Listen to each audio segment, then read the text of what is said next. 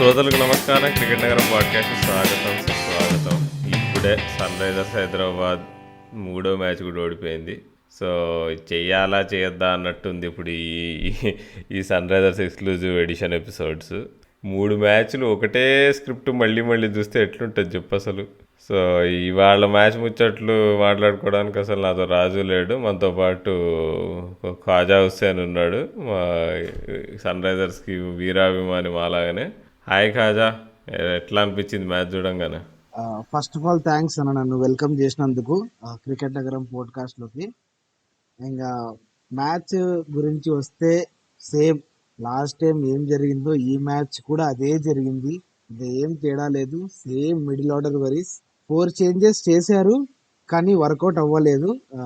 Youngsters మీదకి వెళ్ళారు, విరాట్ సింగ్ మీదకి వెళ్ళారు, అభిషేక్ శర్మ తీసుకున్నారు కానీ కేదార్ జాదవ్ వదిలేశారు. మళ్ళీ అక్కడే దెబ్బ కొట్టేసింది మనకి.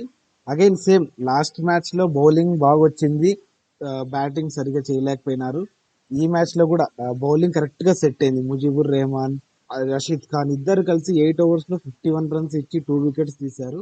సో ఇది ఒక ప్లస్ పాయింట్ అవుతుంది బౌలింగ్, కానీ బ్యాటింగ్ మాత్రం same. I think we have to wait for Kane Williamson అన్న.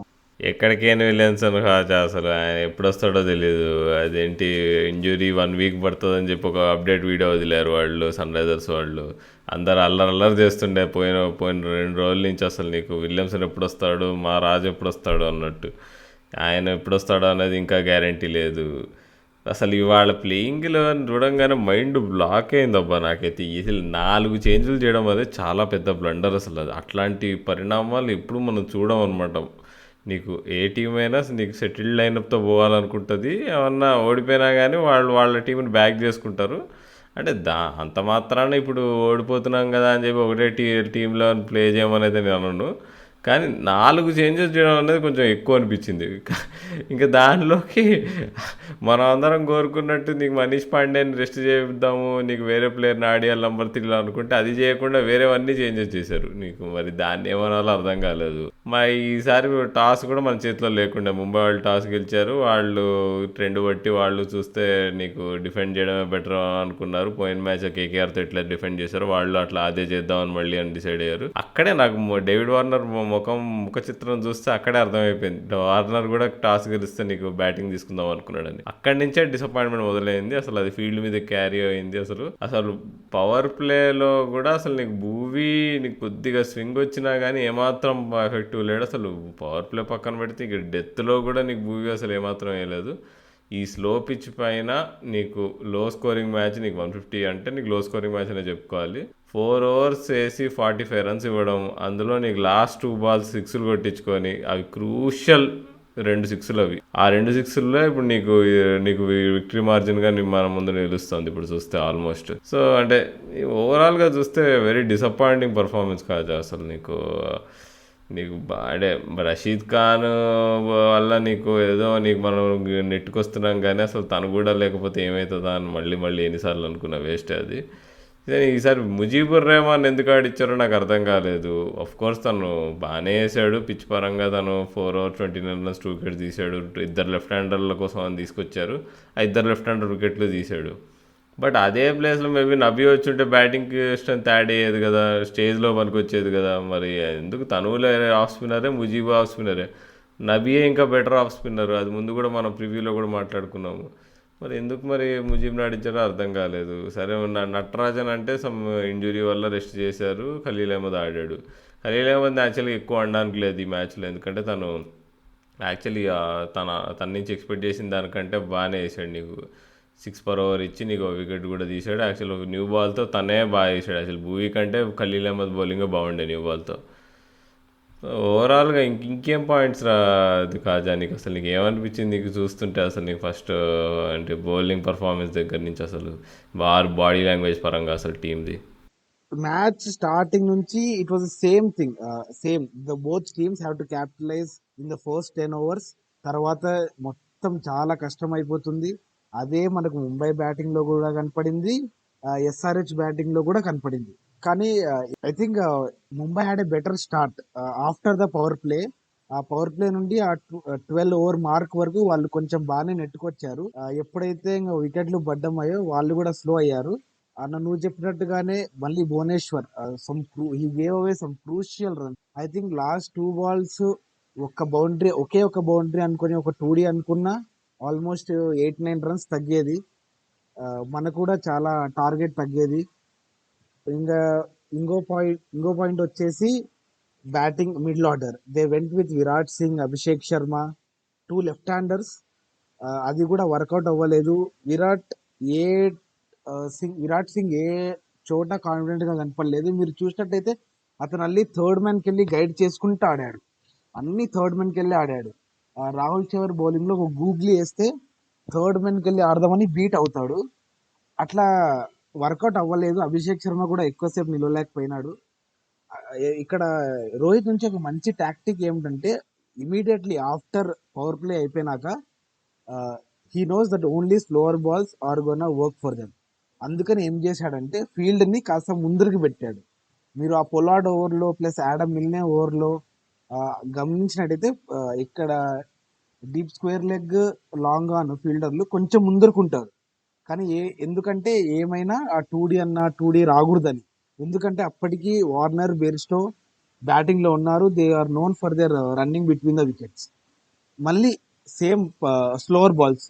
విజయ్ శంకర్ స్లోవర్ బాల్స్ తో స్టార్ట్ చేశాడు. Adam Milne first ball slower ball తో స్టార్ట్ చేశాడు. వార్నర్ 4 కొట్టాడు. పోలార్డ్ మీద 4 పోతుంది అది. I think the pitch had a major role all the SRH matches. ఈ ఎస్ఆర్హెచ్ మ్యాచ్ లో అయితే I think luck by chance didn't favour SRH in any moment. Batting చూసుకుంటే బెయిర్స్టో, వార్నర్ వికెట్లు వాళ్ళు ఇచ్చారు. ముంబై తీసుకోలేదు వికెట్లు, వాళ్ళు ఇచ్చారు. సో మీరు ఐ థింక్ ఎంత వీక్ బ్యాటింగ్ లైనప్ అనుకుంటే మీరు వార్నర్ ఫేస్ చూసి చెప్పొచ్చు. As soon as Warner out అయినప్పుడు తన బౌండరీ దగ్గర ఇట్లా కూర్చుంటుపోతాడు. యాజ్ ఇఫ్ ఛాన్స్ వదిలేశాడు, ఎండ్ వరకు ఉండాలి అని చెప్పి ఉండలేకపోయినాడు అనే ఫేసే కనపడుతుంది. ఐ థింక్ సేమ్ అన్న. I think there is nothing much to talk అని చెప్పొచ్చు. The only talking point would be playing 11 of SRH which didn't work out. నాకేమనిపించిందంటే if they are not playing Kane, Jason Roy తో open చేసి బేర్స్టోని మళ్ళీ 4 లో ఆడించినా బాగుండొచ్చు అనిపించింది. కానీ రాహుల్ అన్న, do you think is there any different playing 11 for SRH waiting in the next match? నన్ను అడిగితే వాళ్ళు మరీ అదే ఇప్పుడు నా ఇప్పుడు అభిషేక్ శర్మని ఆడించారు నీకు నదీం బదులు. I think that was a wrong decision అనుకుంటా. ఆల్రెడీ ఒక కొత్త ప్లేయర్ని పట్టుకొచ్చారు మిడిల్ ఆర్డర్లో, విరాట్ సింగ్. ఓకే, బట్ నీకు మళ్ళీ ఇంకొక వైల్డ్ కార్డ్ని పట్టుకొచ్చినట్టు అనిపించింది. పైగా నీకు అభిషేక్ శర్మని నువ్వు ఒక ప్రాపర్ బౌలింగ్ ఆప్షన్ బదులు తీసుకొచ్చావు. కానీ మనం చూసుకుంటే అభిషేక్ శర్మ ఆల్రౌండర్గా చూస్తాం, అది కూడా బ్యాటింగ్ ఆల్రౌండర్గా చూస్తాం. నీకు తను ప్రతిసారి 4 overs మాత్రం వేయలేడు. ఇవాళ మ్యాచ్లో కూడా చూస్తే కూడా 4 overs ఎక్కడ వేసాడు, వేయలేదు. ఒకే ఒక ఓవర్ వేసాడు. సో నీకు అక్కడ మనం పప్పులో కాలు వేసినాం అనిపిస్తుంది. ఇప్పుడు అదే అభిషేక్ శర్మ బదులు నువ్వు సుచిత్ని ఆడిస్తే తను ఇంకా ఇంకా నీకు బౌలింగ్ పరంగా మనకు కాంట్రిబ్యూట్ చేసేవాడు కదా అనిపించింది. ఆర్ఎల్స్ నీకు అభిషేక్ శర్మ బదులు ఎట్లాగో నీకు 1 over వేయించేది ఉంటే నువ్వు విజయ్ శంకర్ని మనం 4 overs వేపిద్దామని ముందే డిసైడ్ అయి ఉంటే అది వేరేగా ఉండేది పరిస్థితి. మరి అక్కడ అంటే too many young batsmen in the middle order అయిపోయింది. ఇంకా మనం యాజ్ యూజువల్ మనీష్ అన్న నుంచి అయితే మనం ఎక్స్పెక్ట్ చేయలేము. ఇంకా అసలు ఇంకా ఇది నేనేదో పోయిన మ్యాచ్లో ఆవేశం కొద్దీ మనం తీసేయాలన్నా కానీ టీంలో నుంచి. బట్ నేను నమ్మాను ముందు నుంచి ఏంటంటే సన్ రైజర్స్ వాళ్ళు అంత ఈజీగా డ్రాప్ చేయాలని. ఎందుకంటే తనకు ముంబై మీద మంచి రికార్డు ఉందన్నమాట. బుమ్రా మీద కానీ నీకు ముంబై ఫుల్ బౌలింగ్ అటాక్ మీద కానీ తనకు లాస్ట్ ఫ్యూ ఇయర్స్లో చాలా బాగా ఆడుతుంటాడు తను. అలాంటిది తను అసలు ఏందో మరి 7 balls 2 runs. మరి అదే నీకు ప్రాబ్లం. మనీష్ పాండే లాంటి వాడితో నీకు స్ట్రైక్ రొటేట్ చేయలేకపోయాడు అనుకో. ఇట్లా 4 ball డాట్ బాల్ ఆడాడు, తర్వాత బౌండరీ కొట్టడానికి పోయాడు, అవుట్ అయిపోతే ఇప్పుడు నష్టం వరకు వచ్చిన టీంకి వచ్చింది నష్టం. ఇప్పుడు మీకు 2 of 7 అని స్కోర్ బోర్డు మీద కనిపిస్తుంది. ఇప్పుడు తను 6 కొట్టుంటే మేబీ అది 8 of 7గా మారిపోయేది ఇమీడియట్గా తక్షణం. కానీ 2 of 7 అనేది టీంని చాలా బాధ పెట్టింది. నీకు మంచిగా రన్నబాల్ ఉండే ఈక్వేషన్ ఆల్మోస్ట్ నీకు బేస్ట్ అవుట్ అయినప్పుడు. అట్లాంటిది మనీష్ పాండే అవుట్ అవ్వగానే నీకు చూడు ఇంకా కూరుకుపోయింది అది. నీకు ఇంకా ప్రెషర్ బిల్డప్ అయిపోయింది. విరాట్ సింగ్ పాపం యంగ్ ప్లేయరు, తను వచ్చాడు అటు ఇటు తిప్పాడు, టైమింగ్ సరిగ్గా కాలేదు, తను అవుట్ అయ్యాడు. తను అవుట్ అయిన తర్వాత నీకు వార్నర్ ఏమో రన్అట్ అయ్యాడు. అసలు రన్అట్ అంటే గుర్తొచ్చింది అసలు ఖాజా అసలు నీకు అదేంటి సింగిల్ తీద్దామని చెప్పి అంత ఆతురత ఏందో అసలు. నీకు వార్నర్ రన్ అట్లానే రన్ ఉంటాడు, నీకు ఫీల్డర్ చేతికి కొట్టినప్పుడు నీకు క్విక్ సింగిల్ ట్రై చేశారు రన్అట్. సమద్ కూడా నీకు సేమ్ అదే. మళ్ళీ పాండ్యా చెట్టుకి ఇదైతే మరీ టూ మచ్, మంచి బౌన్స్లో వచ్చింది పాండ్యాకి అది. ఓకే అది 19th ఓవర్, అది కొంచెం అదే కన్సిట్యుయేషన్, అట్లా రన్ అటెంప్ట్ చేసాడు అనుకోవచ్చేమో కానీ బట్ స్టిల్ అంటే మరీ నువ్వు నీకు పాండ్యా లాంటి ఫీల్డర్ మీద ఛాన్స్ తీసుకోవడం అనేది చాలా రిస్కీ పని అసలు. ఎస్పెషలీ వెన్ అదే నువ్వు లాస్ట్ రికగ్నైజ్డ్ బ్యాట్స్మెన్ అయినప్పుడు. సో చాలా అంటే మళ్ళీ హిట్ వికెట్ అదో దరిద్రమైన డిస్మిసల్ అబ్బా అసలు. అది అంటే అంత మంచిగా స్ట్రోక్ చేస్తున్నాడు బేర్స్టో అసలు. అసలు మ్యాచ్ అసలు ఫస్ట్ 2 ఓవర్స్లోనే మనం బ్యాటింగ్, సన్ రైజర్స్ బ్యాటింగ్ అప్పుడు నాకు అబ్బా తేడా కొట్టేసింది, అమ్మా పవర్ ప్లేలో రన్స్ కొట్టాలి పిచ్ పైన, అట్లాంటిది నువ్వు అసలు మినిమం రన్స్ రావట్లేంది అని అనుకుంటే నీకు బేర్స్టో పాపం 3rd ఓవర్ నుంచి అసలు తిప్పిపడేసాడు అసలు. కానీ అంత చేసిన తర్వాత కూడా నీకు మా మ్యాచ్ ఓడిపోయాము అసలు. ఇది ఫస్ట్ టైం కూడా కాదు, లైన్గా 3 మ్యాచెస్ ఇదే కదా, ఇదే స్టోరీ. సో ఏం చేయాలో మరి కాదు అసలు నాకు అర్థం కావట్లేదు. మరి ఫస్ట్ బ్యాటింగ్ చేస్తే కానీ మరి ఏమన్నా మనకు కాన్ఫిడెన్స్ వచ్చేటట్టు లేదు. బౌలింగ్ సరిగ్గా చేయట్లేదు, బ్యాటింగ్ సరిగ్గా చేయట్లేదు. ఈ పిచ్ పైన నీకు 150 ఇవ్వడం యాక్చువల్లీ ఎక్కువ. నీకు 140కి రెస్ట్రిక్ట్ చేయగలిగితే మనకి ఈజీగా చేసి ఉంటుంది, కానీ నీకు 150 ఈజ్ టూ హై అబ్బా. ఏదో ఫస్ట్ మ్యాచ్ డివిలియర్స్ తప్ప నీకు ఎవరు చేశారు ఈ పిచ్ పైన? ఎవరు చేయలేదు ఈ చెన్నై గ్రౌండ్లో అసలు. నెక్స్ట్ మ్యాచ్ చూస్తే మనకేమో పంజాబ్తో ఉంది. ఇక పంజాబ్తో వాళ్ళకి రకరకాల ప్రాబ్లమ్స్ ఉన్నాయి, కానీ వాళ్ళ టీం చూసుకుంటే మినిమం వాళ్ళకి బ్యాటింగ్ పరంగా అయినా కానీ వాళ్ళకి కొంచెం డిపెండబుల్ బ్యాట్స్మెన్ ఉన్నారు. మనకేమో ఫస్ట్ 2 తప్ప ఎవరూ లేరు. ఇక ఆ మ్యాచ్కి చేంజెస్ ఏమైనా చేసేది ఉంటే విలియమ్సన్ అయితే ఆ మ్యాచ్కి కూడా ఫిట్ ఉంటారని నేను అనుకోవట్లేదు. వెన్స్డే ఉందనుకుంటా మ్యాచ్. సో మేబీ ఫిట్ అవ్వచ్చేమో కోసం, అంటే చిన్న ఛాన్స్ ఉందేమో తను. ఒకవేళ ఫిట్ ఉంటే మాత్రం ఇక నీకు ముజీబ్ బదులు తను ఆడతాడు. ఇంకా నీకు మళ్ళీ బౌలింగ్ ఆర్డర్ని రీజిక్ చేయాల్సి వస్తుంది. అప్పుడు నీకే సందీప్ శర్మని తీసుకురావడం ఏదో ఒకటి చేయాలి. ఇంకేమబ్బా ఇప్పుడు మిడిల్ ఆర్డర్ని ఏం చేయాలి ఇప్పుడు? మరి కేదార్ జాదవ్ని తీసుకురావాలి టీంలోకి. కేదార్ జాదవ్ని తీసుకురావాలంటే ఇప్పుడు విరాట్ సింగ్నల్ లేదంటే అభిషేక్ శర్మని డ్రాప్ చేయాలి. అంటే ఒక్క మ్యాచ్ చూసి ప్లేయర్లను డ్రాప్ చేయడానికి ఇంకెందుకు వాళ్ళని తెచ్చుకోవడము? అంటే ఇప్పుడు అది కూడా కాన్ఫిడెంట్గా చేయలేము, ఎందుకంటే ఇప్పుడు లెఫ్ట్ హ్యాండ్ ఆప్షన్ నీకు మిడిల్ ఓవర్లో ఉండడం అనేది ఇంపార్టెంట్ అనుకున్నాము. అలాంటిది ఇప్పుడు విరాట్ సింగ్ అయినా అభిషేక్ శర్మనైనా ఇద్దరిలో ఇద్దరిని తీస్తామా లేకపోతే ఇద్దరిలో ఒకరిని తీస్తామా అనేది చూసుకోవాలి మరి. అన్న నాకు తెలిసినంత వరకు I think it's time for to bring the experience back. I think Kedar Jadhav రావాలి. ఇఫ్ అతను ఆప్షన్ లో కొన్నాడంటే తన వల్ల టీమ్ ఉపయోగపడుతుందనే ఆలోచనతోనే కొనింటారు కాబట్టి I think Kedar Jadhav should come back in the playing 11. ఒకవేళ విలియమ్సన్ ఫిట్ ఉంటే that's a very good thing. SRH ఒకవేళ ఫిట్ లేకుంటే నాకు తెలిసినంత వరకు నేను బేర్స్టోని 4 ఆడిచ్చి జేసన్ రాయ్ ని తీసుకుంటాను. I think I will bring in Shahbaz Nadeem. అభి ఒక షాబాజ్ నదీమ్ ని పెట్టి same I use again Vijay Shankar. I think ఇలాంటి మ్యాచ్ల వల్ల ఏమైతుందంటే అన్న మనకు కొన్ని పర్ఫార్మెన్స్ మర్చిపోతాం. ఇంత పర్ఫార్మెన్స్ లో మీరు చూసుకుంటే ముంబై పవర్ ప్లే ఫస్ట్ 2 ఓవర్లు 5 రన్లు, next 3 overs the score went for almost 51. Again last over just 3 runs 4 runs వచ్చాయి అంతే. కాబట్టి మీరు అర్థం చేసుకోవచ్చు, బేర్స్టో లాంటి మనిషి ఉంటే he can take the score from anywhere. Power ప్లేలో అతని స్ట్రెంతే వేరు. Good strike rate up the order. ఒకేలా విలియమ్సన్ ఫిట్టుకుంటే it's good, or else I would like to see Jason Roy and Kedar Jadhav. Bowling పరంగా అయితే I have no complaints. I think మీరు భువనేశ్వరి కూడా చూసుకున్న లాస్ట్ 2 బాల్స్ కూడా స్లోవర్ బాల్స్ చేశాడు. ఏమంటే ఎగ్జాక్ట్ స్లాట్. ఆ పోలార్డ్ లాంటి పెద్ద హిట్టర్ కి స్లాట్ వేయడం అంటే చాలా డేంజర్. మిరిగిన షాట్లు సరిగ్గా చూస్తే అవి ఆల్మోస్ట్ మిస్ హిట్స్ టైప్. మిస్ హిట్సే 6కి వెళ్ళాయంటే మీరు ఎంత జాగ్రత్తగా ఉండాలా పోలార్డ్ లాంటి హిట్టర్ తో. అందుకే ఇప్పుడు చూసినా I think those 12 runs made a huge difference in the whole match. I think the only solution to all the problems I think Kane Williamson మాత్రమే. మన కేన్ మామ వచ్చేయాలి. కేన్ మామ వచ్చి మనకు మళ్ళీ విజయ దారి చూపించాలి. ఐ థింక్ మనం 3 మ్యాచ్లకి ఎంత చెప్పినా ఏం దొరకట్లా కొత్త రీజన్స్. ఎందుకంటే same reasons. Middle order bowling is good, middle order Manish Pandey. I think something has to be done. Is there a someone who can replace him? I don't know. కానీ అతనైతే ఒక ప్రియం గర్గ్ని తీసుకురావాలి ఇక మనీష్ పాండే బదులు. కానీ ఇప్పుడు అదే కదా, ఇప్పుడు ఆల్రెడీ ఇద్దరు న్యూ ప్లేయర్స్ని పట్టుకొచ్చారు 11లో కాంబినేషన్లోకి, విరాట్ సింగ్ అభిషేక్ శర్మని.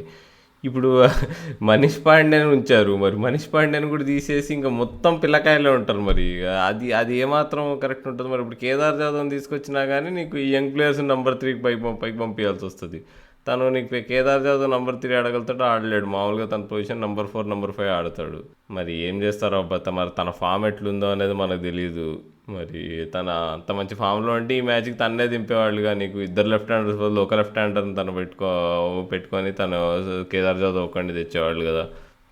మరి ఏమో అబ్బా, ఎన్ని కాంబినేషన్స్ వేసుకున్నా కానీ మరి ఇక నాకు తెలిసి ఇంత పెద్ద ప్రాజెక్ట్ నాకు తెలిసి టామ్ మూడీ ఎప్పుడు ఊహించి ఉండాడు. అసలు సన్ రైజర్స్ 7 ఏళ్ల నుంచి చూస్తున్నాడు టీంని.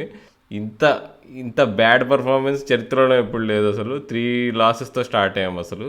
అసలు ఇక చూస్తుంటే ఇక ప్లే ఆఫ్స్ అనేది కష్టంగానే కనిపిస్తుంది అబ్బా నాకైతే. మరి ఏమో ఇది అంటే it might sound very early, ఇప్పుడు మొన్నే టోర్నమెంట్ స్టార్ట్ అయిందని అనొచ్చు. కానీ అంటే చూస్తుంటే అంటే మీకు తెలిసిపోతుంది వేరే టీమ్స్కి ఇంకా సన్ రైజర్స్కి ఉన్న గ్యాప్. అంటే ఇట్లా అనుకున్న ప్రతిసారి సన్ రైజర్స్ అందరినీ ఇప్పుడు రాంగ్ ప్రూవ్ చేస్తుంది. కానీ ఈ ఇయర్ కొంచెం చాలా చాలా గట్టి ప్రాబ్లం ఉంటుంది. అది కేన్ విలియమ్సన్ వస్తే కానీ సాల్వ్ కాదని అయితే మనకు అనిపిస్తుంది అనమాట. మనం ముంబై బౌలింగ్ ని కూడా కొంచెం మెచ్చుకోవాలి. I think they were on point. They know what balls to bowl, ఎట్లాంటి బాల్స్ వేయాలి. రాహుల్ చహర్ కూడా 2 wickets in over was game changing అని చెప్పొచ్చు. మీరు పోలార్డ్ని కూడా చూసినా, 2 ఓవర్లు వేసినా హీ గేవ్ 10 రన్స్ మాత్రమే ఇచ్చాడు. I think Rohit Sharma same ఫార్ములాను అంత లాస్ట్ వరకు పెట్టాడు. సేమ్ 44 ఓవర్స్ బుమ్రాన్ బౌల్ట్ 3 మ్యాచెస్ కూడా అదే కంటిన్యూ అయింది. అండ్ వాళ్ళకి వర్కౌట్ కూడా అయింది. మీరు చూస్తే Bumrah ended with figures 4 overs 14 runs and 1 wicket. అందులో మళ్ళీ పవర్ ప్లేలో 5 రన్లే. మళ్ళీ డెత్ లో కూడా 2 ఓవర్లు కలిపి 9 రన్స్ అంటే దట్స్ కమెండబుల్ అని చెప్పొచ్చు. వాళ్ళ ఐ థింక్ చాలా మంచిగా మార్చాడు, రొటేట్ చేశాడు రోహిత్ శర్మ మంచి బౌలర్లని. మళ్ళీ పొలార్డింగ్ ఓవర్ వేసింటే బాగుండేమో అని అనిపించింది. కానీ మిల్ని ఎప్పుడైతే రిప్లేస్ చేశాడో అతను కూడా జస్ట్ 4 to 5 రన్స్ ఇవ్వడంతో ఐ థింక్ ఎస్ఆర్హెచ్ని ఇంకా కిందికి లాగేసింది మ్యాచ్ని. ఎప్పుడైతే రాహుల్ చహర్ 2 వికెట్స్ పడ్డాయో I think we lose the match there. అంతకుమించి మన దగ్గర ఏం లేదన్న. I think well played Mumbai, they deserved it. SRH again has to go dressing రూమ్కి వెళ్ళి చూసుకోవాలి తన తప్పులేంటి. ఐ థింక్ పెద్దగా ఏముండవు. ఫస్ట్ మ్యాచ్ నుండి జరిగేది అదే, మిడిల్ ఆర్డర్ని ఎట్టా తీసుకురావాలి. How can the middle order win matches for SRH? ఏమో అబ్బాయి, అసలే చీకటి, ఇల్లేమో దూరము, కానీ గుండెల నిందా ధైర్యం ఉంది అని చెప్పుకొని మనం ఇంకా మిగిలిన మ్యాచ్లు చూడాలనుకుంటా. అంతే నాకు తెలిసి. అంతే అన్న. As SRH fans always hope for a good come back. నుంచి మనం ఏం చేయలేం. ఓకే, ఇక మస్తు ఇక ఇది ఇక చిరాకు ఉంది అసలు మ్యాచ్ గురించి మాట్లాడంటారు కూడా. సో ఇక ముగిద్దాం ఇది. ఎట్లాగో మేము ఇక శ్రోతలకు ఇంకోటి తెలియజేయాలి ఏంటంటే, రేపు మేము వీకెండ్ రివ్యూ ఎపిసోడ్ చేస్తాం అనమాట. సో ఈ వారం లాస్ట్ సండే నుంచి ఇవాళ వరకు అయిన మ్యాచెస్ అన్నిటి గురించి మాట్లాడబోతున్నాం. ప్రతి టీమ్ వైజ్ వస్తామన్నమాట. సో మేము సన్ రైజర్స్ గురించి ప్రతి మ్యాచ్కి మేము మాట్లాడతాం కాబట్టి సన్ రైజర్స్ మీద అసలు కాన్సన్ట్రేట్ చేయము వీకెండ్ రివ్యూలో. ఓన్లీ వేరే 7 టీంల గురించి మాట్లాడతాము. సో ఆ ఎపిసోడ్ కోసం వెయిట్ చేస్తుండండి. ఎస్ఆర్హెచ్ ఫ్యాన్స్ ఎవరైనా వింటుంటే మాత్రం ఏం కాదు, ఇంకా ఎన్నెన్నో అనుకుంటాం, అన్నీ జరుగుతాయా. So let's wait. ఇంకో 2 మ్యాచ్లు చూద్దాం. ఇంకో 2 మ్యాచ్లు కూడా నీకు ఓడిపోయామనుకో ఇంకా చూడడం దండగా అని చెప్పి డిసైడ్ అవ్వచ్చేమో. బట్ స్టిల్ నీకు మన టీం లేకపోయినా వేరే టీంలు ఉన్నాయి, ఇక వేరే టీంలకు సపోర్ట్ చేసుకుందాం ఏముంది. సో ఆ స్టేజ్ రావద్దని అయితే అనుకుంటున్నా, బట్ ముందు జాగ్రత్త. So that is it. నేను మీ క్రికెట్ నాయకుడు Rahul, signing off with Khaja.